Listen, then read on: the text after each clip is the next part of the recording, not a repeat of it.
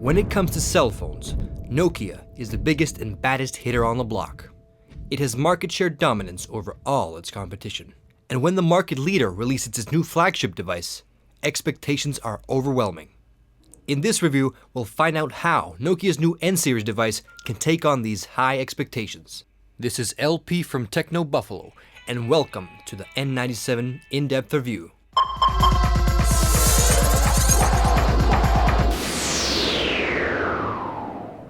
Hey and welcome back. Okay, today we're going to put the N97 to the test. We'll be taking a close look at the device's hardware and software, and we'll also be putting the N97 through some of the same tests and benchmark I recently put the Touch Pro 2 through. I'll also be taking the N97 on the road to see how its GPS navigation works with the software included on the device. We'll be taking a look at the Symbian S60 5th edition software and especially focusing on the device's web browsing capabilities. Here it is in all its entirety. It actually resembles the 5800 Express Music. It's not at all a bad looking device. Dare I say it looks quite elegant. There's a chrome rim around the whole handset, and to my surprise it looks fairly good. On most occasions I rather see chrome on rim of a car than on a mobile device. Sure, the chroming on a phone looks good when the device is nice and new, but after a few hits and some wear and tear, the chroming starts to look like ass. Other than that, the device has a unique Nokia-esque look to it. Unlike my Touch Pro 2, which people often mistake for a damn iPhone. The back cover of the device is raised from the edges, which will prevent the phone from getting scratched up when laying it on top of different surfaces. The cover comes off moderately easy, and under the covers you find the 1500 mAh battery. Beside the camera optics, we find the microSD slot, and under the battery there's a small hatch for the SIM card. So no, unfortunately there is no place to hide your small liquor bottle. In fact, I assume the engineers at Nokia ran out of space when thinking of where to hide the stylus, because unlike the 5800 Express Music that came with the stylus built in, this device comes with a funky looking separate one. Sure, you can attach your stylus to your phone with a cord, but seriously, you probably don't want any weird attachments dangling off your device. Probably the main reason for not having the built-in stylus is the fact that it's really not needed unless you like to doodle on your mobile device. The next feature I'll be covering is the system seller. The mechanism itself is quite impressive. The keyboard pops out with a bang. Even though the angle is not adjustable, the keyboard mechanism is one of the most impressive things about this device. The screen pops out so fast that it almost shoots out as if to take flight. Even my girlfriend was impressed, and she usually hates everything with a microchip in it. The keyboard itself has only 3 rows of keys. The keys are not too bad and evenly spread out. Even these fat babies can easily press and hit the keys. The layout of the keyboard is pretty standard, excluding the positioning of the spacebar, which has been moved to the right. After composing a few emails, the spacebar seems to be placed in a logical position and feels decent. The N97 keyboard is very good, but perhaps not as good as the 5-row QWERTY keyboard on the Touch Pro 2. Beside the keyboard on the left is a very functional D-pad, which is a nice addition to the slide-out pad itself. Like other devices with slide-out keypads, the N97 is a bit on the chunky side. It's really only 15.9mm thick, which isn't too much, but the device has a definite presence in the hand. Thankfully, the device is quite narrow, which makes it a better fit in the hand than, for example, the Touch Pro 2. Even so, the device is quite thick, and you probably won't be carrying this device around in your side pocket. A very distinct feeling I get when taking hold of this device is that the N97 is made for use. The phone is entirely made out of hardened plastic. Despite this fact, it feels quite sturdy in the hand. You won't be having to wear silk gloves when operating this device, and the phone feels like it could take a small beating. But it's always a smart idea to handle a $650 device with care. Holy shit. Ergonomically, the device is just appropriate size for single-hand navigation. Every part of the screen is reachable with your thumb.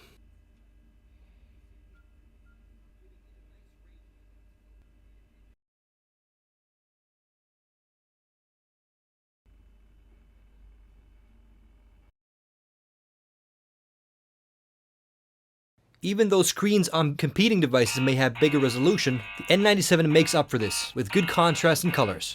Blacks are moderately dark, and the brightest whites are also decent.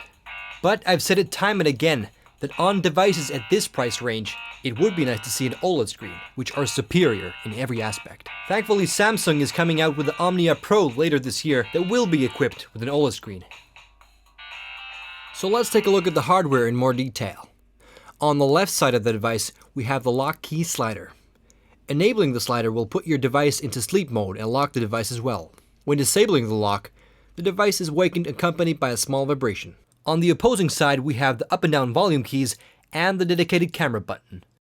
When inside the camera application, the volume up and down keys can be used for zooming as well. The front of the device sports only a single mechanical hardware button, which is the menu key.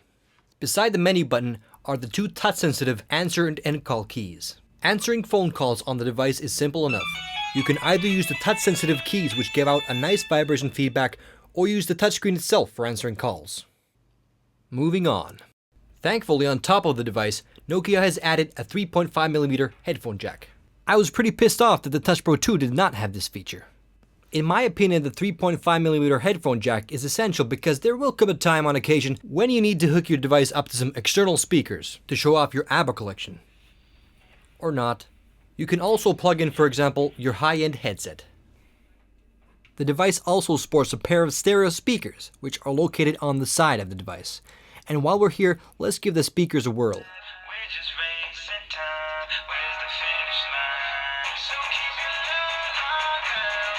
Nothing too amazing, but sound quality is decent. The device comes with a whopping 32 GB of storage space. Dare I say overkill. But if you happen to run out of memory, you can always add another 32 GB with a micro SD card. Okay, let's move on and take a look at the user interface. The Symbian S60 operating system is back for the 5th edition, and I have to say, off the bat, that compared to UIs like HTC's Touch Pro 3D, the Symbian interface is starting to look a bit aged. Don't get me wrong, the Symbian operating system is not bad. It's very simple to use and good in plenty of aspects, but when putting the UI side by side with the modern competing UI, the Symbian looked like something out of a cave painting. It could be that Nokia decided to stick with the old Symbian because of the hardware inside the N-series device, which probably can't handle a heavier interface. Even though the Symbian S60 5th edition runs smoothly with the device's hardware, there are times when it could run a bit faster. Screen rotation on the device is also quite fast. There's not much of a delay when opening the QWERTY keypad.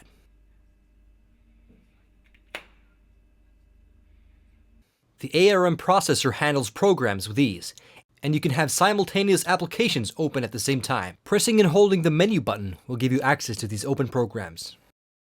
The home screen is widget-based, which means you can add your favorite programs to your home screen to suit your everyday needs.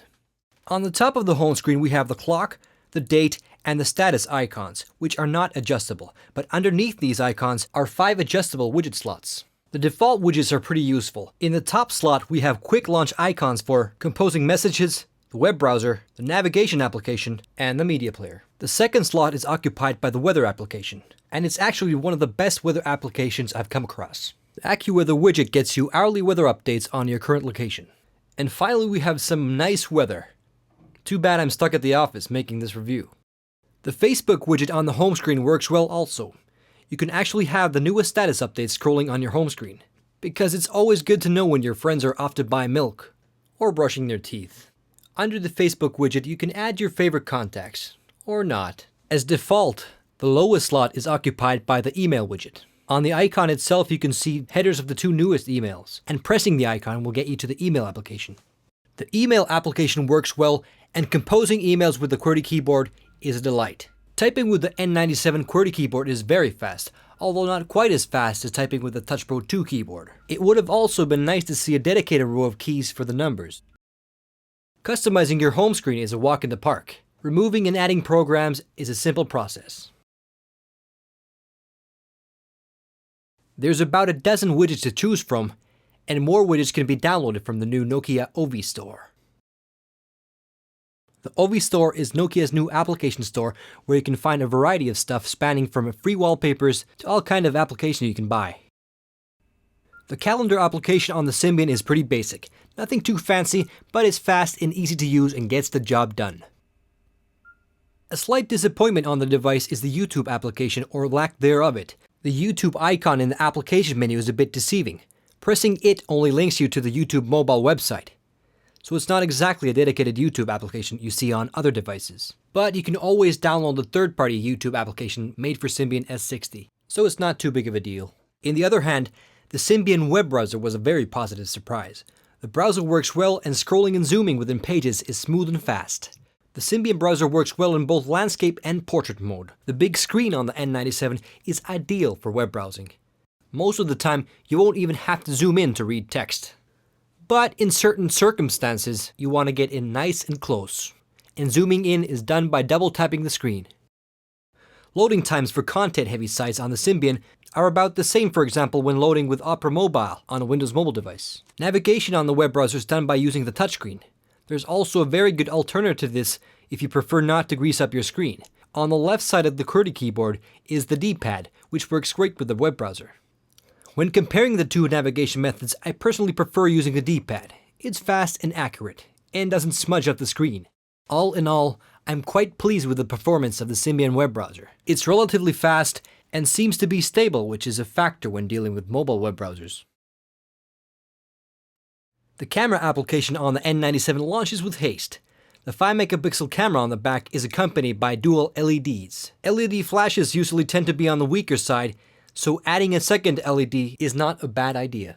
I took some test shots with the device in different lighting levels. Autofocus and the LEDs work great, and the camera on the N97 is one of the best I've seen on a mobile device. It takes very good pictures in highlight, and the thing that impresses me most is the camera takes very good pictures in low light as well. You can check out my test shots in full resolution at technoreview.com. Okay, let's check out some of the more interesting features. The N97 comes pre-installed with Nokia Maps. It's a navigation program that uses the built-in GPS as well as the internet. A very cool feature in this application is the compass function that rotates the map to where you're going in practically real time. This makes the N97 a very good navigation device for when you are on foot, for example trying to find your favorite sushi bar. While driving around my car, I noticed the GPS signal was not constant, and I also had some GPS lag. But the application got me where I was going, and I'm pretty satisfied with the free application on the device. As I mentioned earlier, the device comes with a whopping 32 gigabytes of internal storage space. So that's plenty of space for pirated, purchased music and videos. The music player on the Symbian is pretty decent. Albums are easily accessed and sound quality is satisfactory. Unfortunately, I can't say the same about video playback. The device supports only a limited amount of codecs, not including DivX, XVID, and H.264, which are probably the most common formats around these days. So if your entire video catalog is in DivX, you're pretty much screwed, unless you want to convert your entire catalog into 3GP format. I could not get Core Player or DivX Mobile to work with the device because they are yet not supported by Symbian S60 5th edition. Eventually these formats probably will be supported, but for now, DivX is a no-go. But the formats the N97 does support, it plays with ease, excluding Flash Video, which is quite the slideshow. For my benchmark video, I'll be using the trailer for a movie called 2012. I was pretty excited when I saw the first teaser for the movie, but after discovering that Roland Emmerich is directing the movie, my expectations aren't too high. His last movie, 10,000 BC, was the worst piece of shit I've ever seen. It was so bad that I almost cried. But I actually did like Independence Day though. Anyways, the picture quality on the N97 is pretty decent. Colors and contrast are very good, and the screen resolution is quite adequate for video playback. The N97 doesn't even skip a beat when playing the 3GP format at relatively high bit rates. Even though the image quality on the 3GP format may not be perfect, it is still a very decent format for mobile devices. I was quite impressed to see that the N97 could handle the format at 7,000 kilobytes per second. Even though I am unimpressed by the lack of supported codecs, I am impressed by how well the device plays the codecs it does support. In conclusion, the N97 is quite a mixed bag. External features and build quality are excellent. I'm still impressed by the keypad mechanism and the QWERTY keyboard itself, but the Symbian operating system may be a bit too old school for my taste. But it works okay, and the Symbian browser was not bad at all. Is it a perfect device? By all means no.